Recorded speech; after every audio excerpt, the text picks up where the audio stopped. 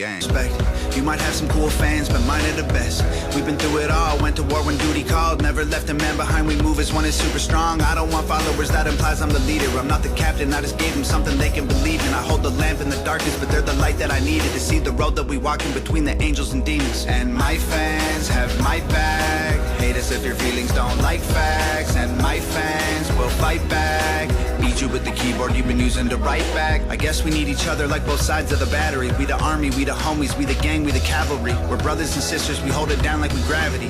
Can't nobody break the bond that made us all family. Me and my fans, we don't care what anybody say. Middle fingers to whoever in the way, man. Me and my fans, we gon' be together to the grave. It's a gang till forever and a day, man. Me and my fans, we don't even trip in the hate. We the I don't give a fuck in our veins, man. Me and my fans, We the hangover gang.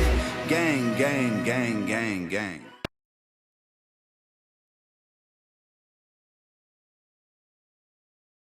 Oklahoma weather can dish out some of the worst punishment in the world. Hi everyone, I'm meteorologist Tuttle. But now you can fight back by installing Class 4 impact-resistant shingles from Ferguson Roof Systems. These shingles can withstand large hail, heavy rain, and hurricane-force winds, all while keeping your home safe and dry.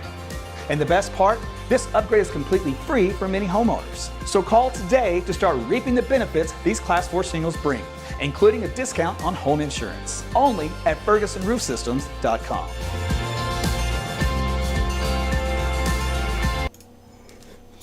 Hey everyone, meteorologist Tuttle. It is almost 9:40 here on a Saturday night here, based out of Oklahoma City. So glad you could join me. We're going to talk about the winter storm that is going to be developing over the next couple of days.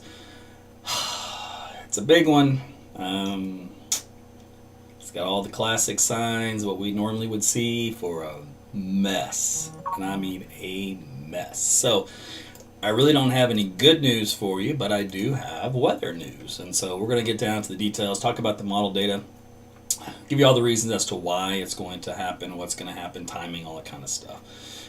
So hang on. I mean, just sit back, grab yourself a cold beverage or a hot cup of tea or maybe some hot coffee and park it. So there you go. All right, let me see a quick round robin here. You guys on YouTube are good. I see your comments, so thanks for checking in.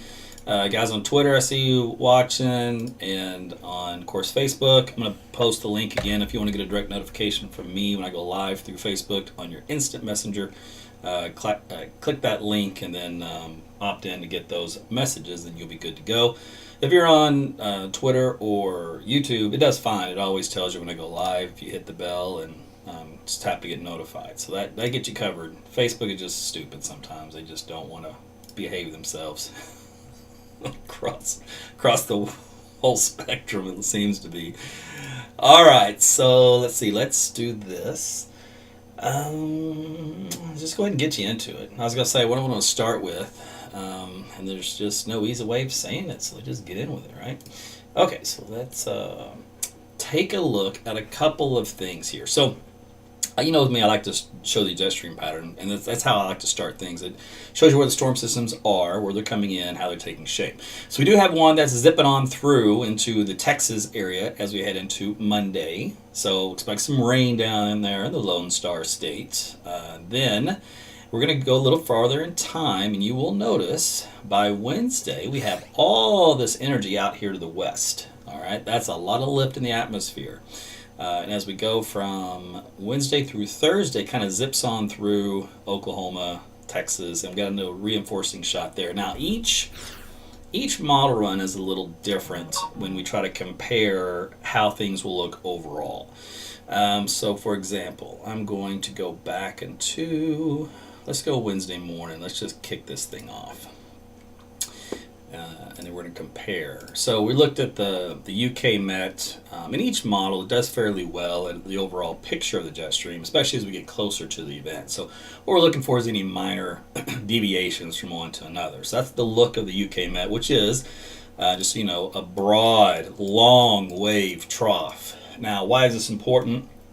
The longer and deeper it goes way out here in the Pacific or over Mexico, it pulls in a lot of Pacific moisture, a lot of instability, and a lot of upper level energy that rides over our region for a prolonged time. That's the key here. This is not one of those short systems where you got a 6 to 12 hour window and it's over. We're talking 24 to 36 hours easy with this guy. All right, so that's the UK Met. Here's the American model. Similar idea, a little bit more of a north to south gradient on it, up and down. The Canadian looks more kind of like the UK Met. The European looks a lot like the Canadian. So they're all very similar. So in other words, there's no major difference between them all. And if we look at the German model, the Icon model, we'll take a look at it at Wednesday morning. Again, same look. So they all have the same look, which is why they all have the same similar output, which makes sense.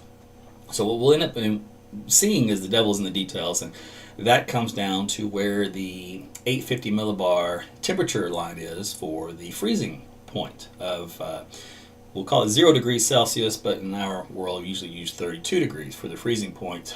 But at that layer of the atmosphere, that's the key element, because that is where we're going to see the difference between ice and sleet and snow. Okay, so it's like there's so much on here. I'm like, how do I boil all this down in a 5-minute discussion? It's difficult. Okay, so you already know what's coming. It's upper level storm system, a lot of energy. All this colors represents lift in the atmosphere. So everybody kind of on board with that. All right, so there's no closed low. A closed low would really change things quite a bit. So it's actually kind of good that it hasn't changed much. In other words, it's pretty consistent from run to run, model to model, as this broad overall picture. I can't show you, let's see, let's go to, let's do the European. So we'll do them. And the reason why, because there's the extended part of this is still up in the air. The first wave, the timing on that is good. Then it's kind of what happens after that. So here's the first wave. It comes on through Texas and Oklahoma and Kansas. So this is all through Wednesday and a Thursday. And if you look, there's a second piece of energy that kind of hangs back here for a Thursday night and a Friday. Now, other models have it kind of coming in on Saturday, but the point being is it's a prolonged period of time. And if you really want to have some fun, we'll look at the American model. And when I say fun, because all you need is just enough cold air to hang around, and each one of these can cause some problems. So the first system we talked about right here, it's come over Texas over the weekend for Monday. That's not a big deal, it's just rainmaker. But again, there's the big kahuna that we're talking about. And then there's that follow-up, which may come in Friday or Saturday. We'll look at that a little bit later on.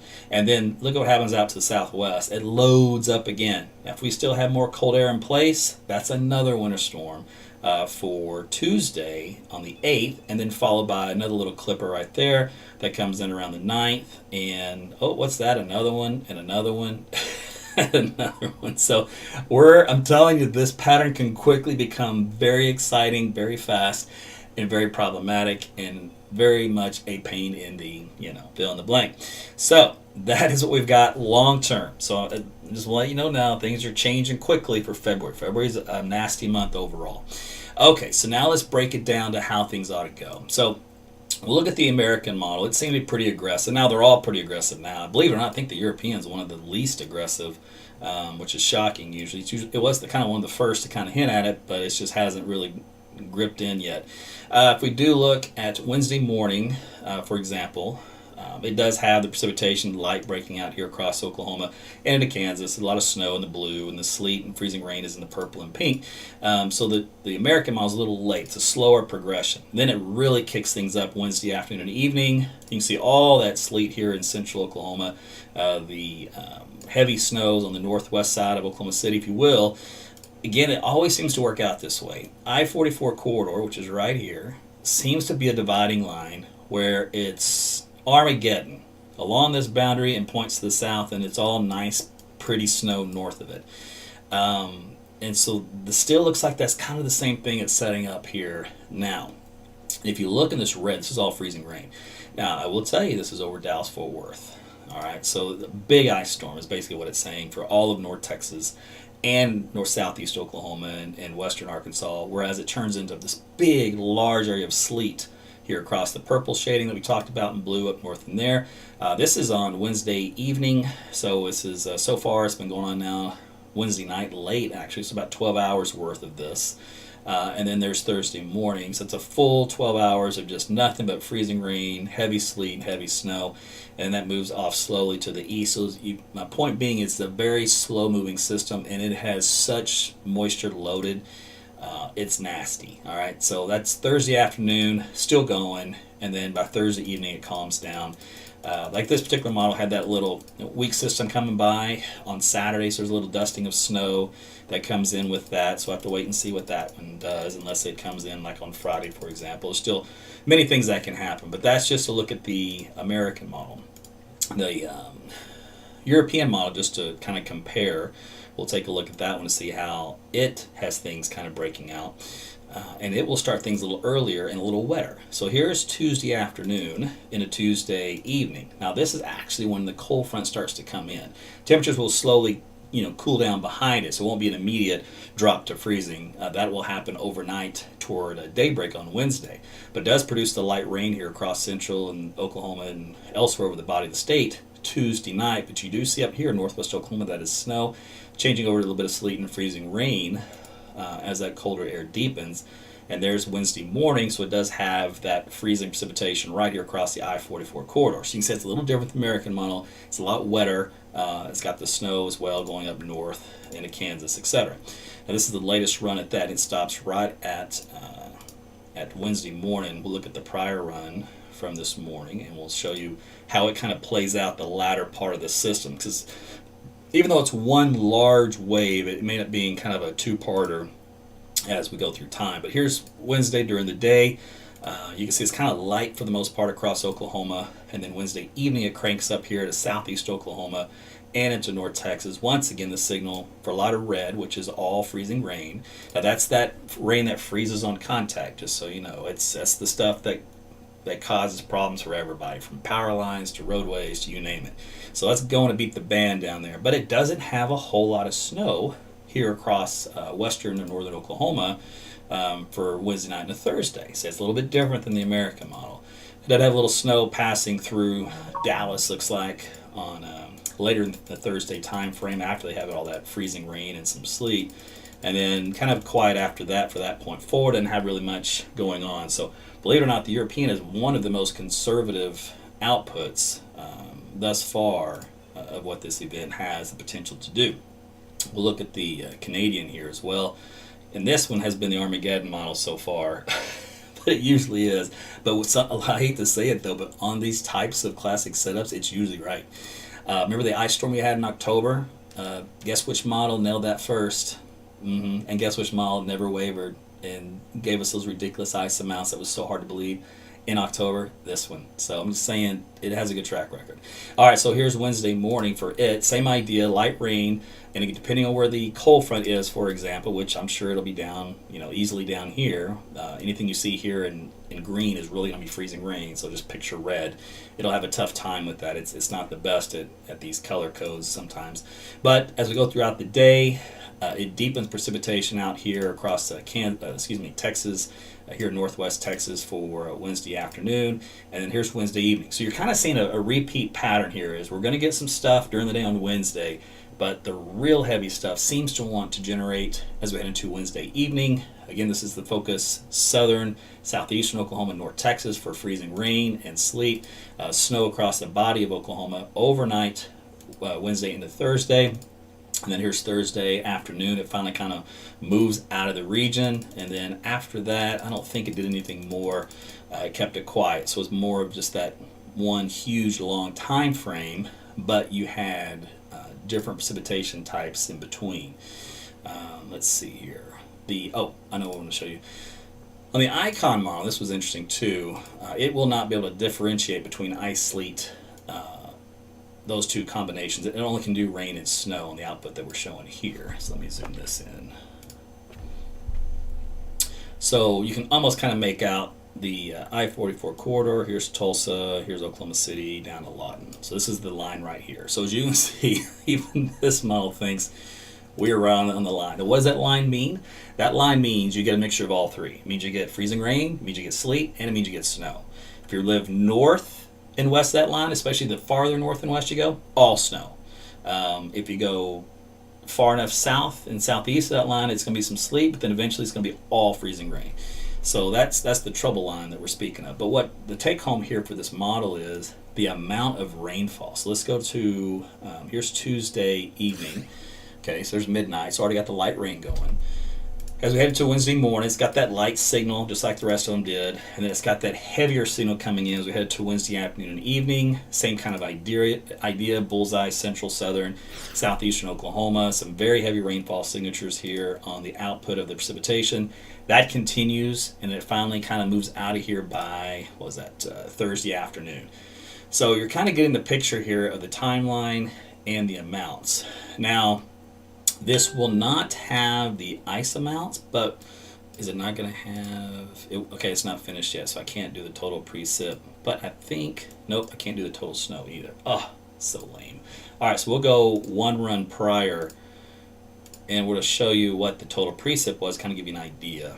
So we're looking at 2 inches of liquid, down to about 1.5 inches of liquid. All right, so that's in this little pink area to blue, so this is all 2 to 1.5 inches, all right, and then kind of in this sweet spot here. That's going to be mostly ice, all right, so that's a problem. And then, of course, you'll have some sleet, which will help reduce some of the ice totals, overall thickness. You know, like if you were to measure with a ruler the ice amount on power lines and trees and stuff, you're not going to get 1.5 inches. It's almost impossible to get that much ice accumulation with these storms for various processes. But to get 1 inch, you could almost do that. 3/4, you could definitely do that.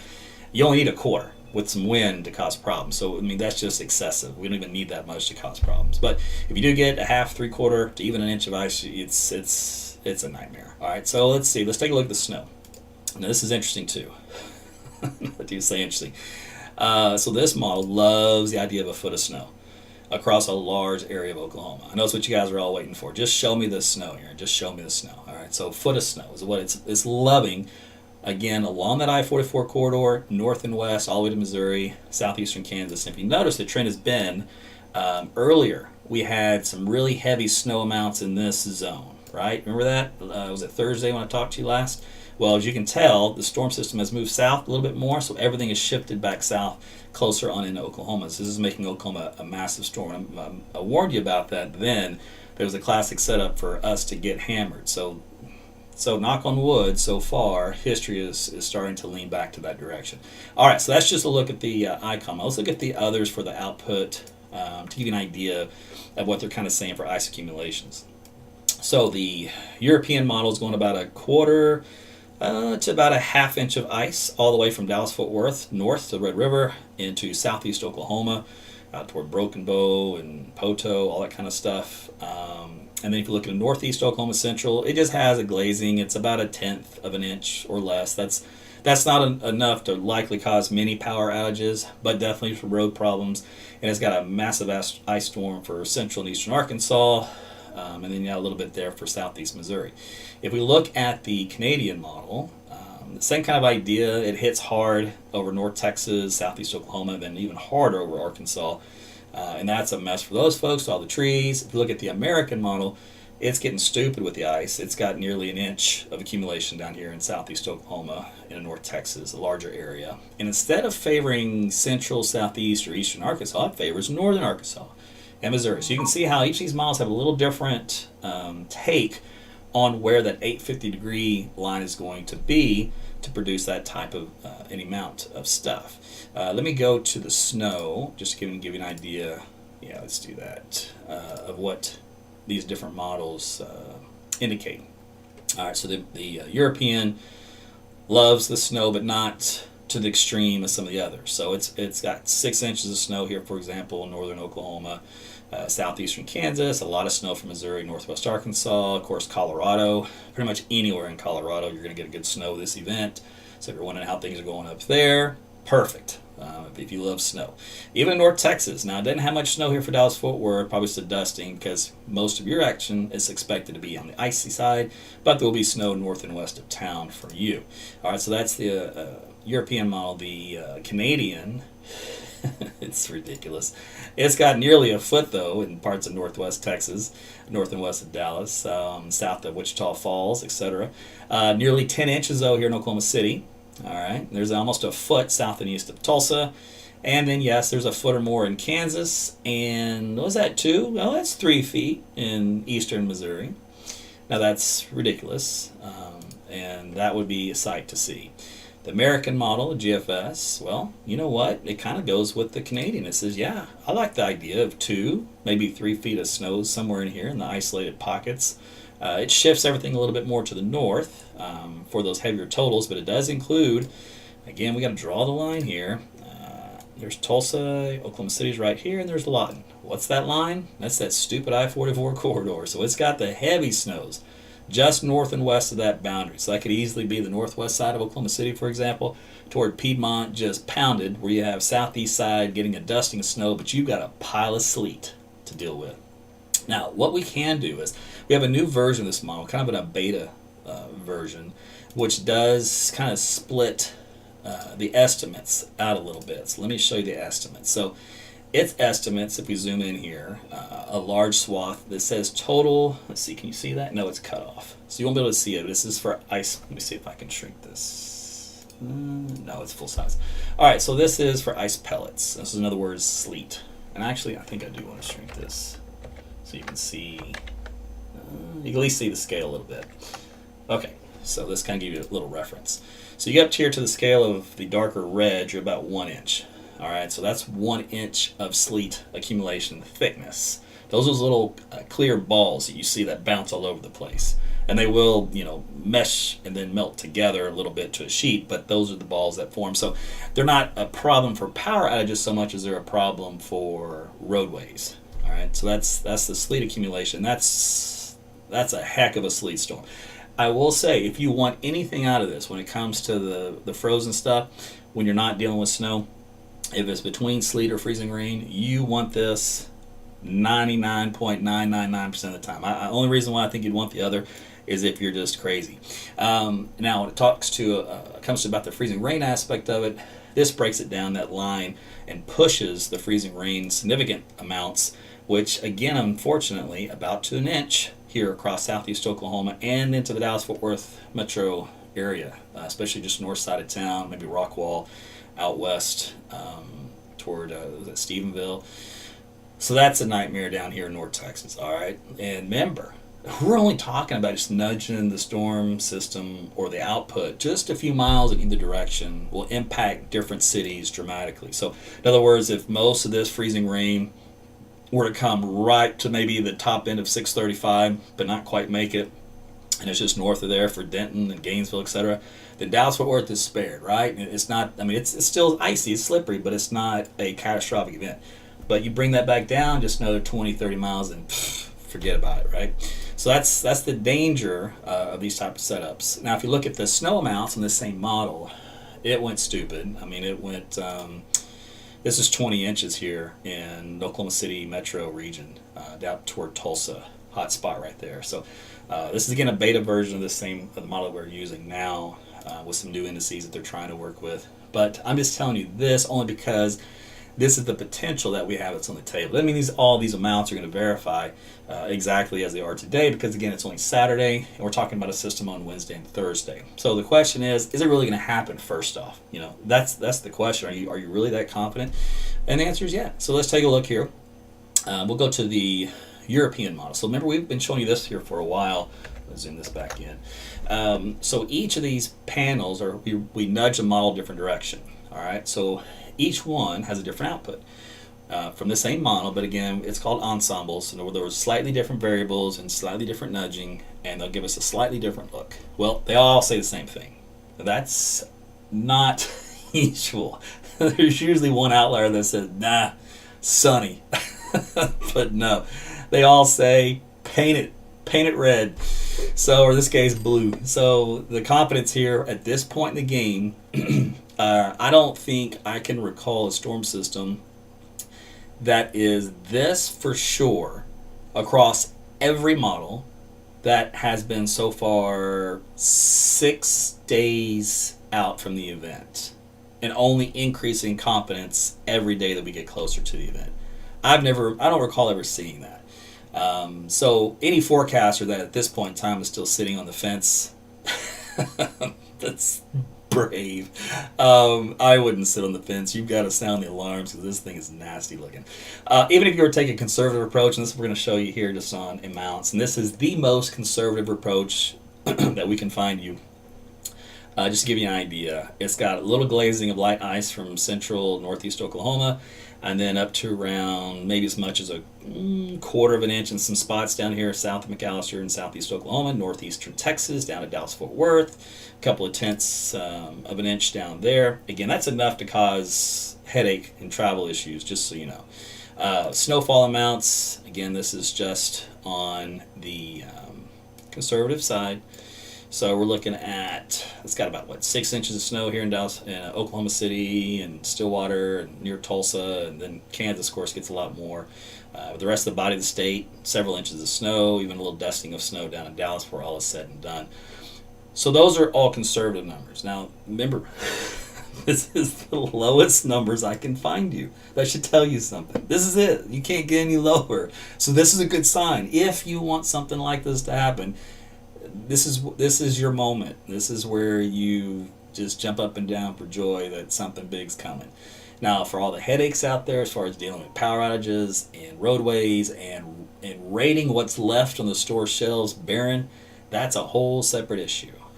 And that's problematic, obviously. All right, so let's take a look at temperatures. All right, so the precipitation is not the only issue, of course. We're also looking at the temperatures. So let's go ahead through time. I'm going to go into... let's go to, by the way, the temperatures are nice here the next few days. I'll show you the 7-day here in a second. Let's just go to Wednesday morning. So the front comes in Tuesday night. All right, so it's already through the state by Wednesday morning. Looks like it's pushing down here from Fort Smith down to about Ardmore. So this front will continue to kind of work its way southward with time. And then this freezing line right here, the blue line, 32 degrees or less, will also continue to advect to the south and east with time, slowly. And then that's going to set the stage so you get any precipitation at all. Any at all. Any. And I do mean any. Drizzle, for example, is going to be a problem. So that's Wednesday morning. So there's Wednesday late morning where temperature's going downward. All right, there's lunchtime. We're in the 20s. So we have not rebounded. We do not expect to rebound. We'll be Wednesday afternoon now, 26 degrees. And then we drop to 22 degrees here in Oklahoma City as that Arctic air really deepens in here. Down in Dallas, looks like they're just about to hit the freezing point down there at Wednesday evening. Now, keep in mind, Arctic air typically likes to come in a little sooner than the models predict, and also sometimes a little colder, by just a couple of degrees.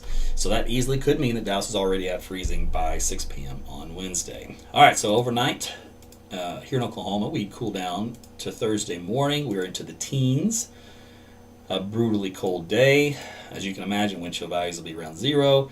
And then on Thursday afternoon, hey, how about the 20s? That might be optimistic. It depends on how much of that snow, ice stuff we get, which it should be a lot. So these temperatures will result of that. They will not warm up. They will likely be stuck, probably some people in the teens and some of us only in the low 20s. It's just too much to melt. And there's a really high albedo with all of that, so it just reflects the sun, and therefore we stay cold. Plus, you got the Arctic air still in place. All right, so let's see. Let's go to Friday morning. We bottom out into the teens and single digits up here. Wherever you have really heavy areas of accumulating snow, temperatures will be much colder if you get clear skies and light winds. And then by Friday afternoon, the models are very optimistic. We might actually get briefly above freezing in some areas. That's very optimistic. All right, and then let's see, wind chill values, just to give you an idea, you kind of already know, it's standard protocol. So during the day on Wednesday, wind chill values in the single digits and teens. All right, so if you're going to be outdoors, it's going to be brutal. And keep that in mind, if you are traveling and you get stuck, all right, or your car overheats, you slip off into a ditch, and you are not dressed appropriately, these are the elements you will have to deal with, and that will be life-threatening. So you're going to have to prepare and plan ahead. All right, so let's go to Wednesday night. Thursday morning, wind chill values around 0. They're below 0 in the purple areas of the state up north and parts of central Oklahoma into Kansas. And then Thursday afternoon, slight improvement, but otherwise wind chill values still into the teens. And it's still single digits in some cases. And then by Friday morning, same kind of deal, rinse and repeat. And then maybe in the afternoon with the winds light, they'll back off a little bit. All right, here's a look at your temperatures for the next few days. Now, we'll tell you, just like I did last time we did a live, eat this up. 60s, just like today, for Sunday, Monday, and Tuesday. Wednesday, this will be a high temperature at midnight here in Oklahoma City, and we'll be in the 20s all day. And then Thursday, if we're lucky, we'll hit 23 degrees. Friday, I don't see us getting out of the 20s, so we'll stay below freezing on Friday. And then after that, we should hit this nice little rebound with overnight lows gradually getting a little bit warmer. So that's how that looks. Let's see. If you're for fun, I'll show you what this looks like in the vertical. So we'll just look at the American model to kind of give you an idea of how this happens. So we're looking at a sounding profile in the atmosphere. So this is the surface, right? This is 5,000 feet, 10,000 feet, 15,000 feet where we live. What we want to do is we want to watch this dashed line right here. This is the 32 degrees Fahrenheit or 0 degrees Celsius line that goes up in the atmosphere on this chart. So anything left of this chart is below freezing, or anything left of that line is below freezing. Anything right of the line is above, and the red is the temperature. Okay, so the red here, it's all above freezing, and then back over here, it looks like it barely goes below freezing right here. All right, and it's below freezing up here. All right, so as we go through time, let me do this. Let's go. That was Wednesday morning. So Wednesday morning, here's the line again. And what do you see? Well, let's do this. You see this spot right here is to the right of the line, so that's all above freezing. Now it's over here is left is below. And down here it's below. This is the key element down here. So I will tell you now what happens with that. You get precipitation that develops in this region and falls downward. As it does so, it melts. So any snow over here then melts to raindrops in this area. And then it gets back over here to this area and it starts to freeze again. And in the process, depending on how thick and deep the cold area is and the warm area is, you will get either ZR, which is for freezing rain, which also shows up here in your output, or it'll go to sleep. So let's see what happens. So that's in the morning hours, Wednesday. So here's lunchtime. It's 12 o'clock, still freezing rain. All right, so here is 3 o'clock in the afternoon. It now has IP for ice pellets, so sleet. And then we have, still ice pellets at 6 o'clock in the evening. And we still have ice pellets, and we still have ice pellets, and now we have snow. So it actually doesn't, the model doesn't actually prevent or turn us over to snow until after midnight Wednesday night here in Oklahoma City, for example. So if you look at that on a different view here, and I've shown you this before, this is around 15,000 feet. This is the snow growth layer, juxtaposed with all this green, which represents humidity, and it has all these little red lines for omega, which is lift. So it just means winter storm big time.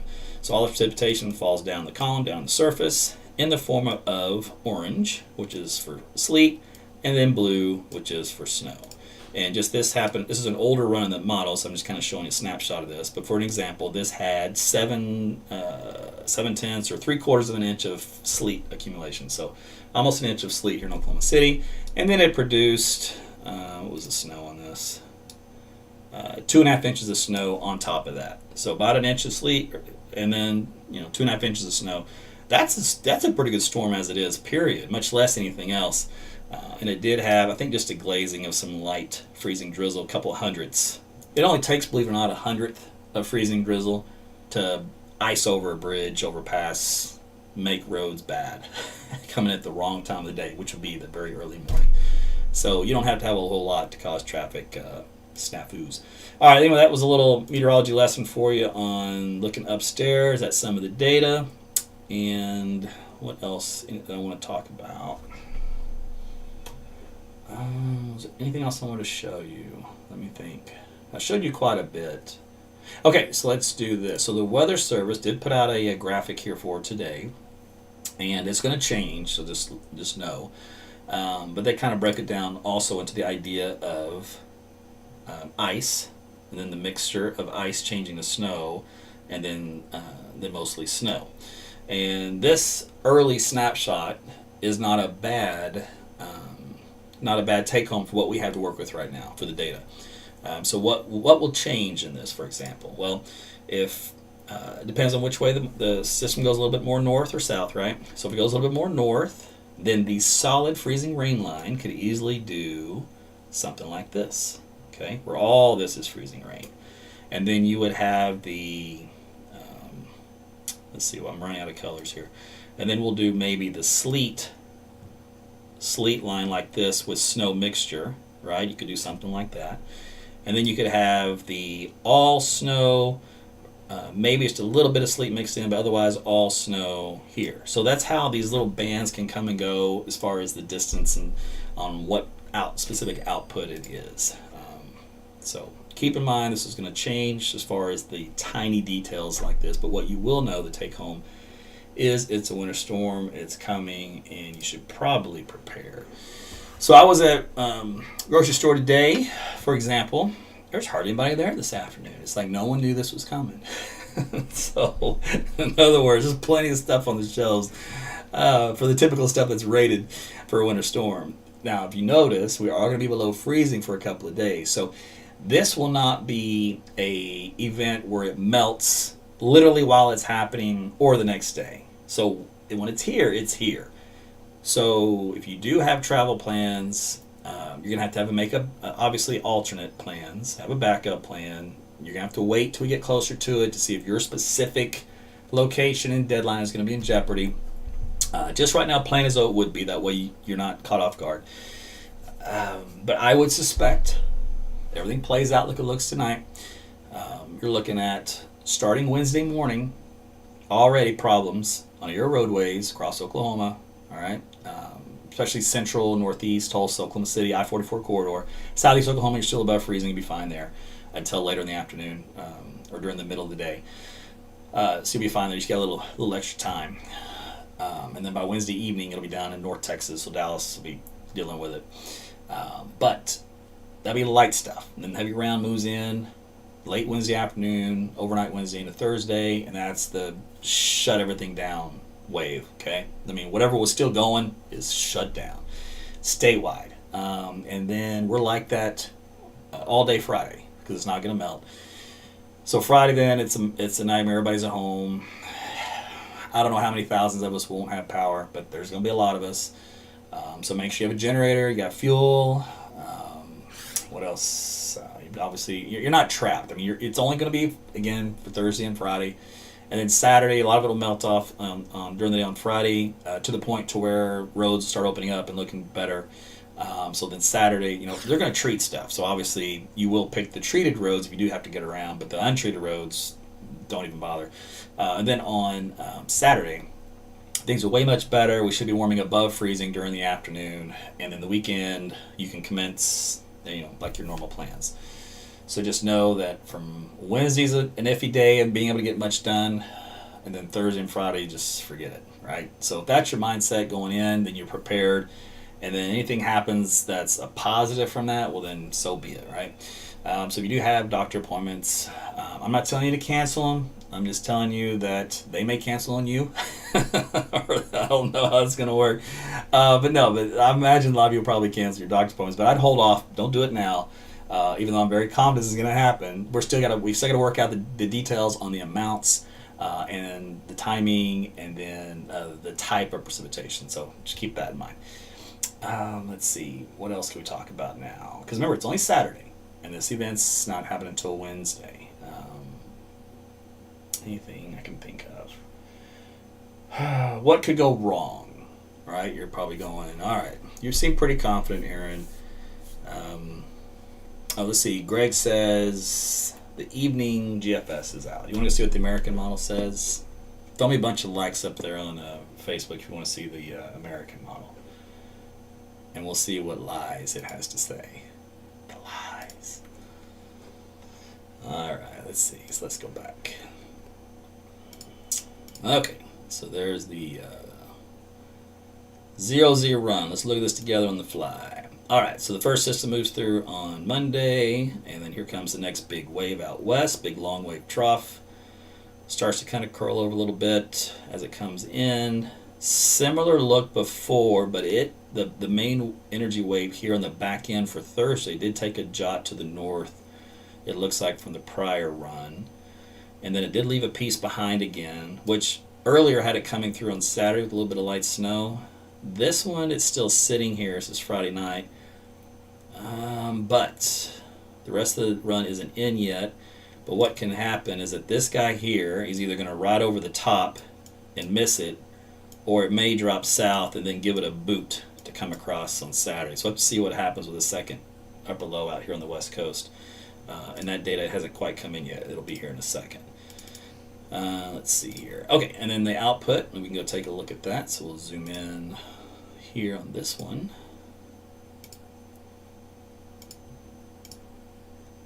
Now I will tell you the American model is the most inconsistent. If you want a flip-flop model, this is your model of choice. It has always been that way, and unfortunately even the new tweaking and new designing and new building, new coding, still the same. Probably because it has a flawed physics scheme. A flawed physics scheme. It is what it is. Alright, so let's see. It's got the same idea though. Light stuff Wednesday morning. That look did not change. Still blows things up like crazy Wednesday evening. That's new, or that's not anything new. And then still has a big sleet southeast Oklahoma, south and east of I-44 corridor, big ice storm for Dallas, and far southeast Oklahoma and Arkansas, and then the wraparound snow after that for Thursday. And that's it. So honestly, I got to give it up to it. It didn't change at all. It actually kept the exact same look it did from earlier today.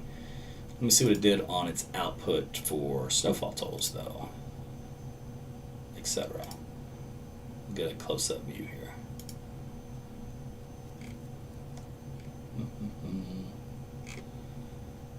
All right. So on the snowfall totals, it actually went a little higher. So it had about, get off of there, about 8 inches here in Oklahoma City.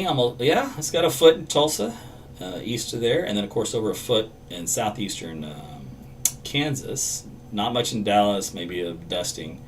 When it comes to the ice, it still loves the North Texas and southeast Oklahoma, but it backed off the amounts of the ice. Remember, it was up about, was it an inch or so? Let me go to the regional view again so we can see what Arkansas looks like.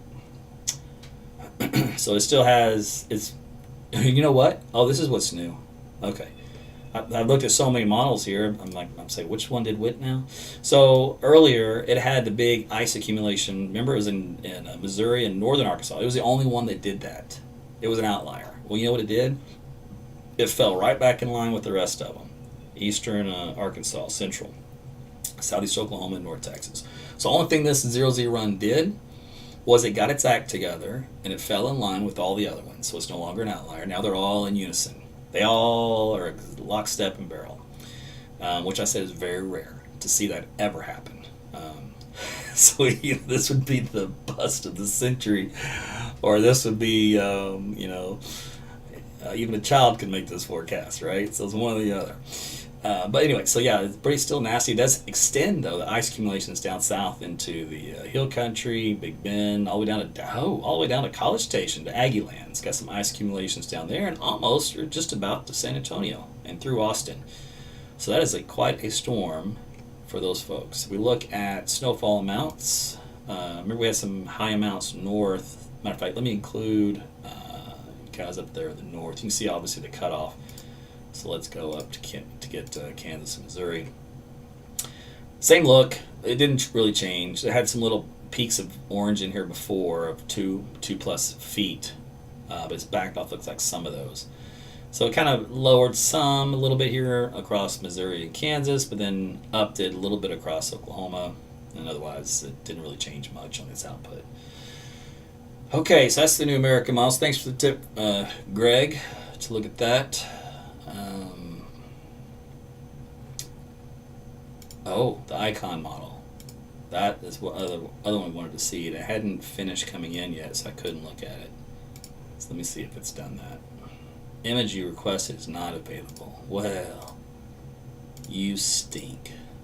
Come on, man, get available. Are you not available? Why not?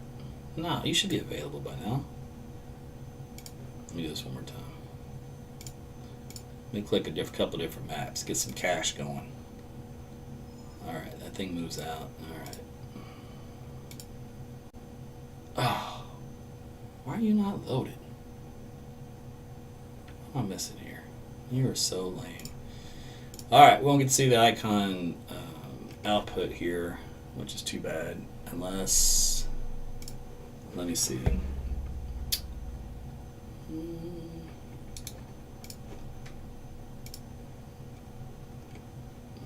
Let me see if this will do it. No. Alright, let me try this one.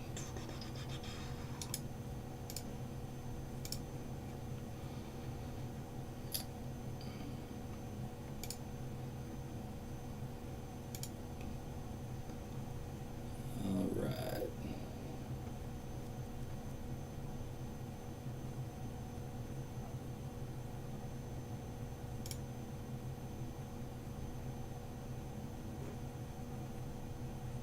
Hang on. Alright, let's just go ahead and go through Friday night. Okay, that backed off because it melted some. That is... Wait a minute. Where are they measuring this in? I'm over looking at a European site. Oh, it's in centimeters. Okay, I was about to say, because that'd be a lot of snow. Alright, they got like up to 20 to 30 centimeters of snow. Talking Jody's language there. And there we go. There's 30 plus centimeters of snow. Right over the I-44 corridor points north and west. So it looks like it's still going to stick with that foot of snow or so. That's pretty good. I like that idea. Alright, good. No changes with the icon model. Okay. Oh, you know what? I could have maybe done this. I have so many different models to look at. The time it takes to, to go look at them and put it all together. Oof. Alright, let me see. I don't know. Will this tell me?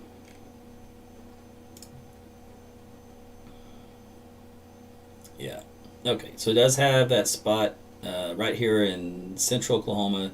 It's got just a little west now of Oklahoma City, up to a foot of snow. It's probably, looks like maybe Kingfisher, and then just kind of west from there toward Gary or something. So otherwise a large swath from 5 to 10 inches. So it did back off some of those extreme amounts, it looks like. But still, that's still a lot of snow though. I mean, that's a big snowstorm. Alright, so that was something else there. Okay, let me get a couple of your questions, comments, concerns. By the way, appreciate you guys sending me some stars tonight on Facebook, as always. Lots of questions, of course, that come out whenever we're talking about winter weather. I get it. Let's see, on YouTube here real quick. Let me scroll through. Guys checking in from Dallas, good to see you. Hope you guys are pumped down there. Patrick's bummed because North Kansas won't get any snow. You'll probably still get some. Yeah, let's see what else.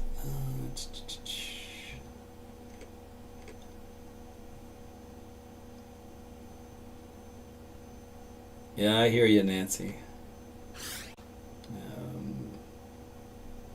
Check the NAM. Aiden, I can tell you never want to use the NAM for snowfall totals. just so you know, it's not a very good model for snow, the conversion over. It's good for rain, storms, but not for snow totals. You rarely use it. Rule of thumb is if it matches the European output, then it's good. If it doesn't, and then don't even bother. Let's see. All right. And then let me go through Facebook here. McAllister, Kimberly, ice or snow? How about everything? All the above, yes. Leslie, quick recap. I seriously just gave you one, just like literally 5 minutes ago. But I'll give you another one. In your opinion, how much? Carol, enough to make you wish it didn't happen. Teresa, thank you for the stars. Terry, I see you as well. Tammy, what is the actual forecast? Where have you been, Tammy? We were just talking about the differentiations on amounts, which this far away is not possible. But what you did get was the timing and the outcome of what's going to happen. So just prepare Wednesday, Thursday for really messy days of freezing rain, sleet, and snow, starting in the morning on Wednesday. Should I take the I-35 or Highway 281 driving south from Oklahoma City to Austin on Thursday, Lisa? You won't be taking anything if the storm works out the way it looks. If you guys, here's the deal. This is what I'm going to tell you, because a lot of you will ask these types of questions this far out. If you have to make a decision, for example, you're going to hold it off to the very end from which you have to make that, for one. Number two, if you're going to go somewhere, you have to leave the state to go somewhere else, and you have to keep driving through the same mess wherever it is you're going to go.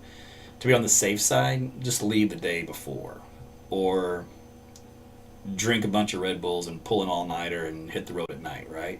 To literally leave right before it starts blowing in. So, I mean, those are things you can do if you really have to go somewhere and you've got no other option. You got to do what you got to do, right? Otherwise, sit tight and just wait for more details. Megan, you're welcome. I'm glad you liked the meteorology lesson.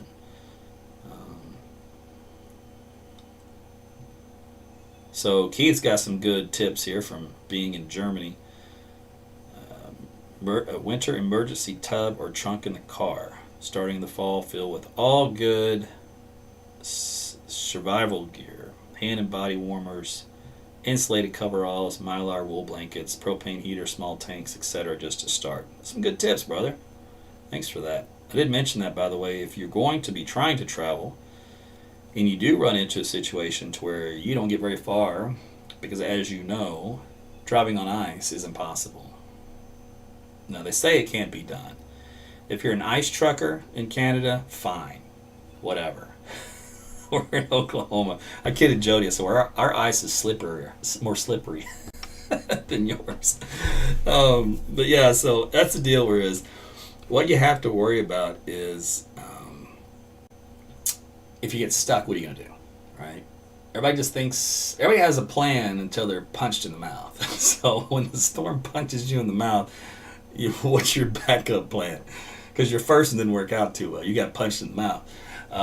It's like Keith was saying, you got to have a car loaded with stuff that's going to keep you warm until and you're asking for a big help here for the AAA truck to arrive or whatever.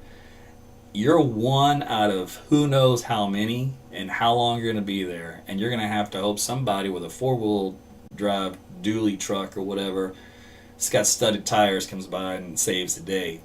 You're putting a lot on the line. You might as well go play the lottery that day. So point being is, don't put yourself in that position. If you do, you better have a lot of stuff to get you out of it. So that's one way to look at that. Let's see. Oh, let me do this for you as well, because there's a lot to talk about. And I'll do these lives the next few nights. Obviously, I'll do a blog tomorrow if those like to read this kind of stuff.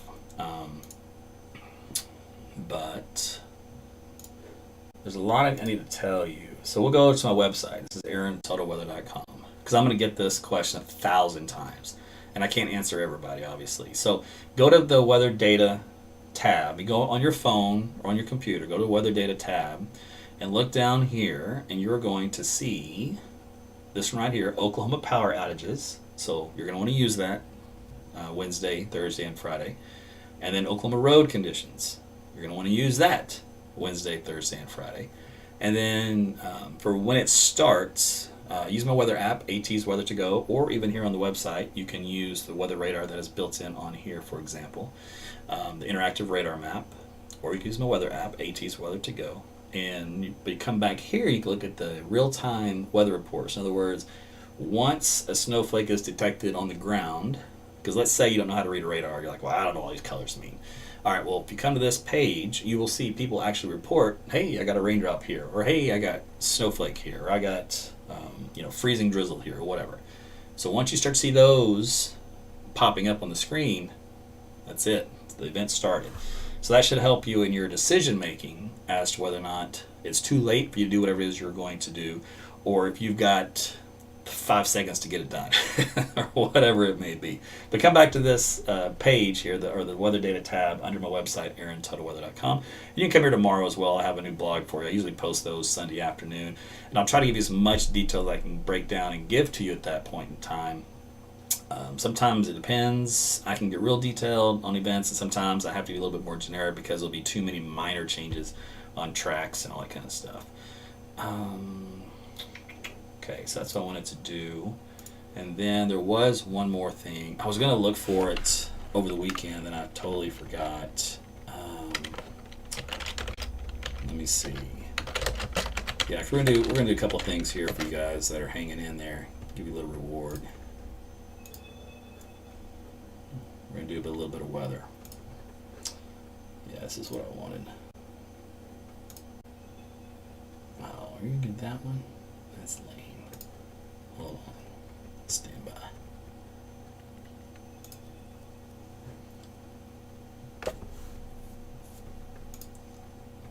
Okay, I think I like this one.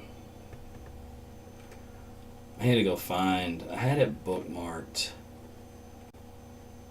the graphics I really like to use. So I've been through this 100 times. And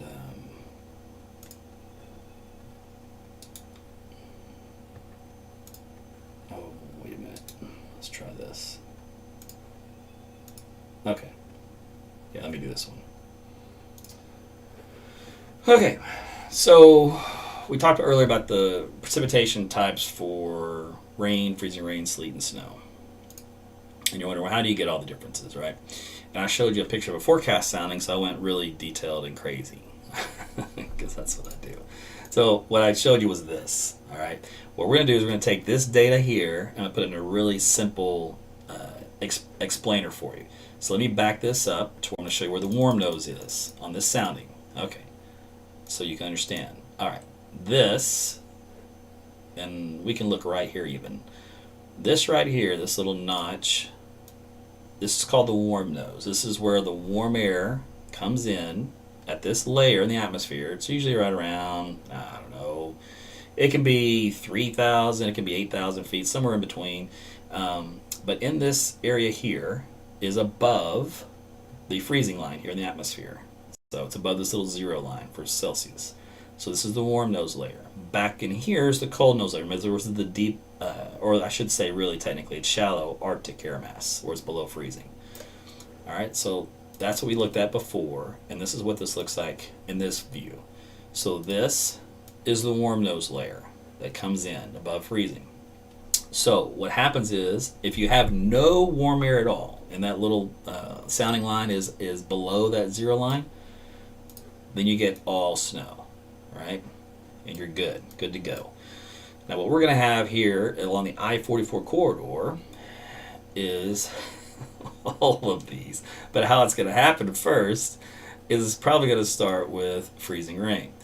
So that layer is pretty thick. That warm layer we just showed you is probably going to be pretty thick. So that's going to melt all the snowflakes back into raindrops in this area as they fall. Then it's going to get into that shallow Arctic air right here, and it's going to start to freeze on contact. And that's what gives you that ice on the trees, power lines, surfaces, cars, all that kind of stuff. So then what happens? Well, that warm layer, it gets a little more shallow, okay? And that can happen a couple different ways. So the warm layer can get a little more shallow. It's not as thick, right? So this is much thicker right here. Less thick right here. So that's one way. Or the cold air can get a little deeper. A combination of the two.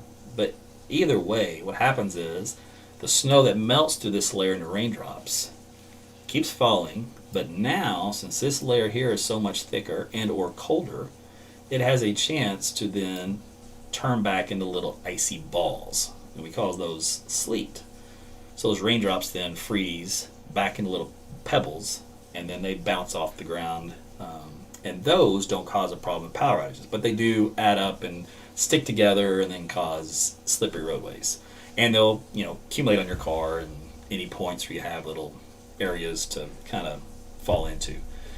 So that's how you can have 3 different precipitation types. So here in Oklahoma City, we'll probably get all 3. it'll be a transition. We'll start out with the freezing rain first, and then we're going to go to sleet, and then we'll finally end up with snow. Now, sometimes you can go back and forth between sleet and snow. You can ride this fine line, and it can go either way. And that is a nightmare for forecasters. For example, and the reason why I say that is because, let's just say this. You could be in Deer Creek, snowing to beat the band. But you could be in Edmond, on the west side of Edmond. All right? You could be 5 miles away from Deer Creek. You could be on the west side of Edmond, and it's just sleet. And you're like, where's my snow? I mean, that's how quickly it can change the phase, and you can have one or the other. And then it can go back and forth. And all of a sudden it'll snow in Edmond, and then it goes back to being sleet again. So it can go back and forth. So that's one of the things that can occur in a winter event like that. All right, so I wanted to bring that up. And then one thing we'll be following here that I'll do for you. Let me see here. There's some pretty neat experimental things. Let's see here. I'm going to pull up one of them.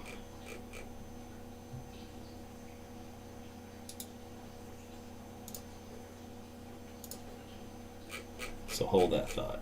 Be right back. Okay.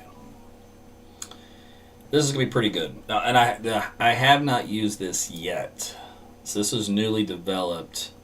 And it's experimental, but you know me, I like to use experimental stuff. So this is the Winter Storm Severity Index that the National Weather Service is putting on behind the scenes.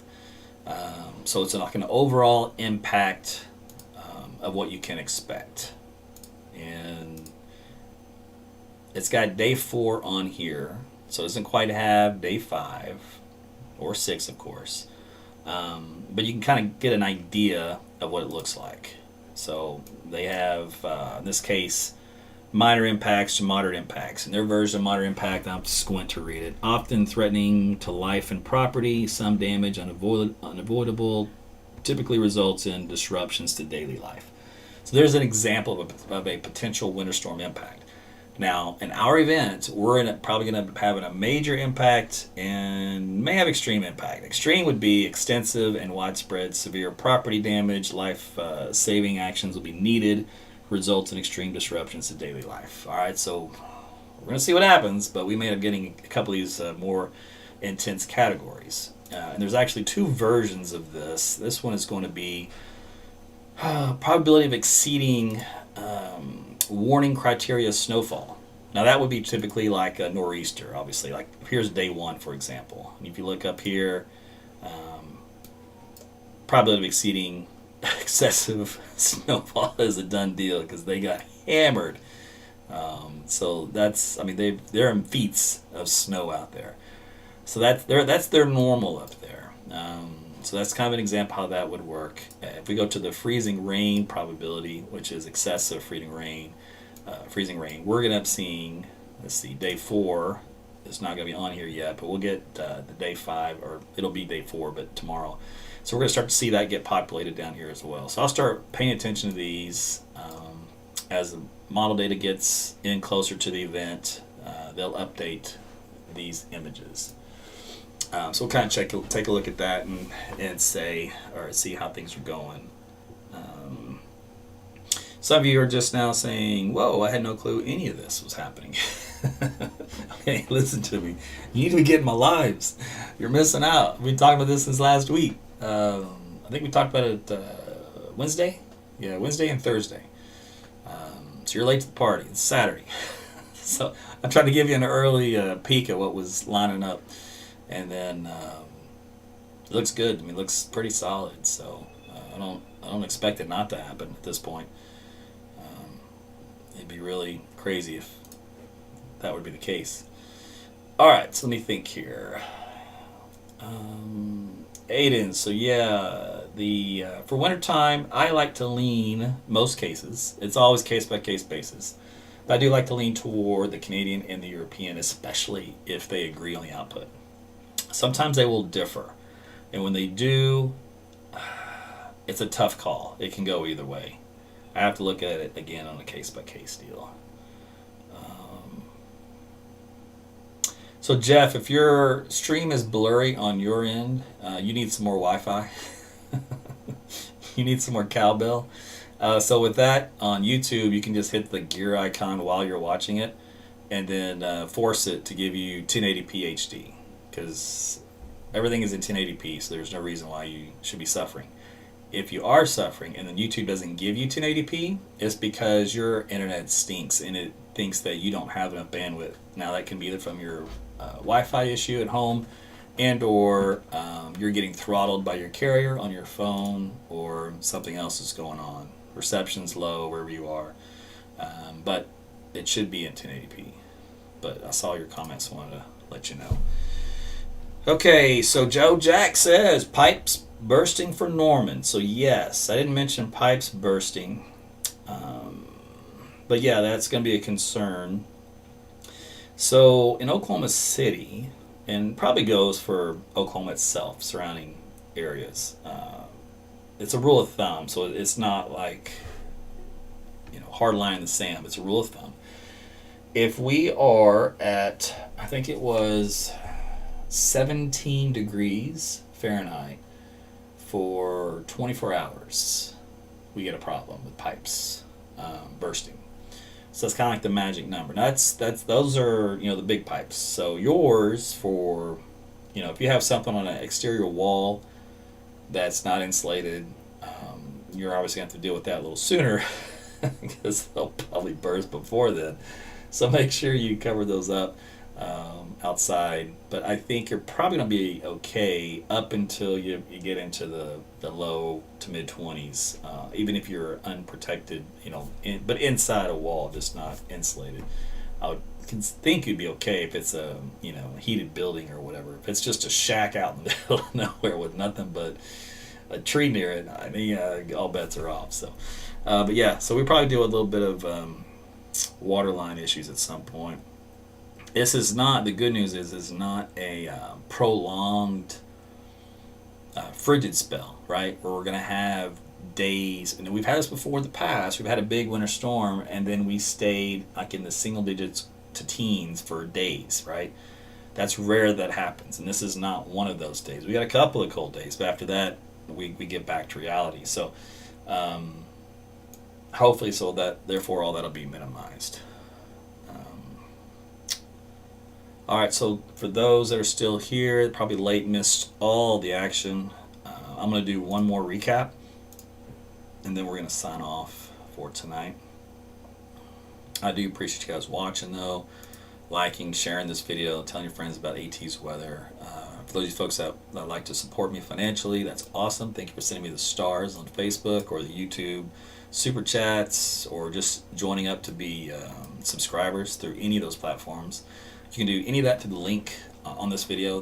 Hit the description tab while you're watching it or after the fact, and you can check out some of the links on there. Okay, I was going to see if the new run was out. So, let me just see something here real quick. I'm going to give you a really quick recap. I wanted to see something. Okay, good. Yes, that's what I wanted to see.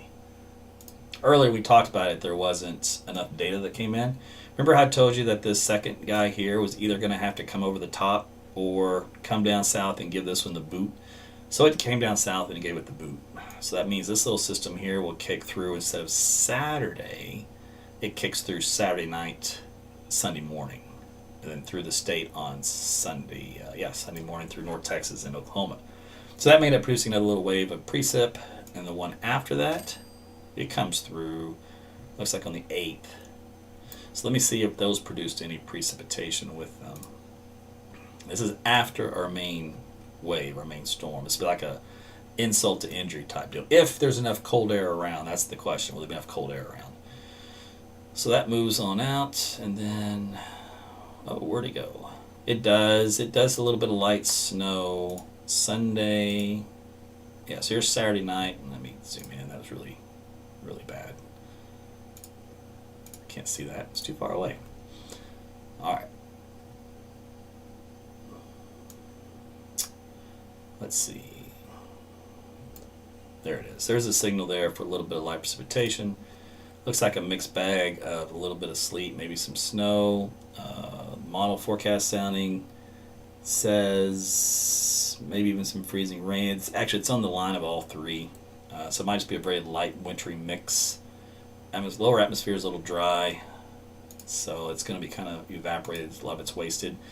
Then it does a little bit of light snow here for eastern Oklahoma, Saturday night, Sunday morning, on into Missouri and Arkansas. Even North Texas gets a little bit of a light snow on Sunday with that little system as it moves off.